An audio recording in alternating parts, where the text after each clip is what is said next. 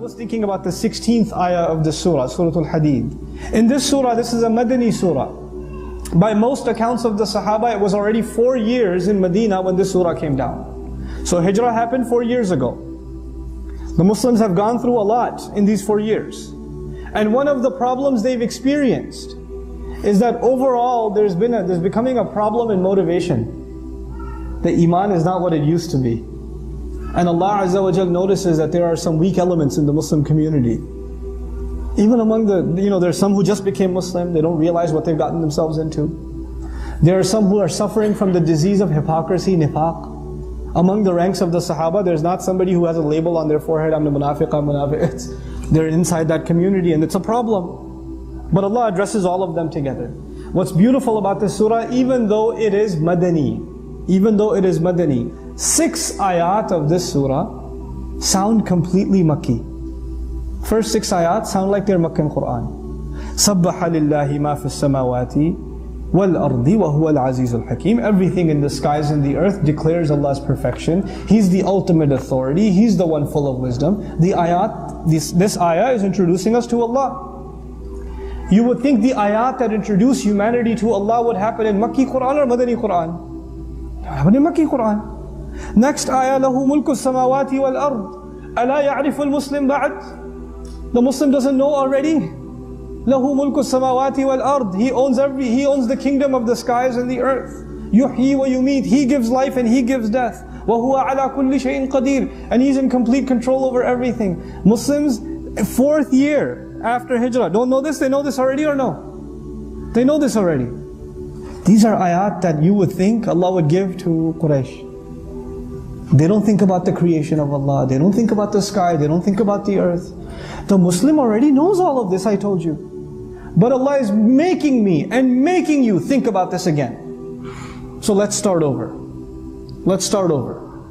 And let's start over this time knowing that Allah, knowing that we are Muslim, is still telling us this.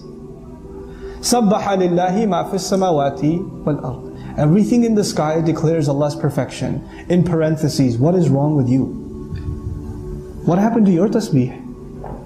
وَهُوَ الْعَزِيزُ. He's the ultimate authority. How come my authority is not enough that you don't respect it?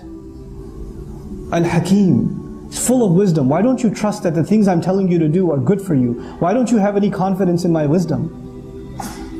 He says, لَهُ مُلْكُ السَّمَاوَاتِ وَالْأَرْضِ. The kingdom of the skies and the earth belongs to Him. Why are you afraid of your enemy? Why are you afraid? They have something, they have a weapon in their hand, they have money in their hand, they have power in their hand that will somehow harm you. There is nothing in the skies and the earth that is outside of my kingdom. All of the battle between truth and falsehood is happening inside Allah's kingdom and inside my kingdom. What do you have to fear someone else for? Why are you afraid of anyone else? لَهُ مُلْكُ السَّمَاوَاتِ وَالْأَرْضِ. Are you afraid of dying? He says, يُحْيِي وَيُمِيتُ. He gives life, He gives death. Why are you worried about life and death? He will give and He will take because it's not yours to keep. We call it my life. I want to live my life. Who says it's yours? Where'd you get mine from? People say my hand hurts. Is your hand? How much you pay for it? Where'd you get it from? Amazon? Where'd you get your hand from? My life, my hand, my car, my house. What's mine? He gives life. He gives death. He's given you this opportunity and He will take this opportunity. وَهُوَ عَلَى كُلِّ شَيْءٍ قَدِيرٌ. And no. He wouldn't do that. No, He can do anything. He's in control of all things. وَهُوَ عَلَى كُلِّ شَيْءٍ قَدِيرٌ. هُوَ الْأَوَّلُ وَالْآخِرُ. He's the first and the last. And this has many interpretations, but at the personal level, the first priority, the first thought in your day should be what? Allah. The last thing you leave this world with, the last thing you do before you go to sleep, you think about your master. What did I do for you, my master, today? Me, this insignificant creature, what did I do today for you? I'm going to this bed, and I'm going to sleep, and I don't know if I'll wake up again. And I don't know if I have to stand in front of you before I wake up, I might have to stand in front of you. My first and my last thought.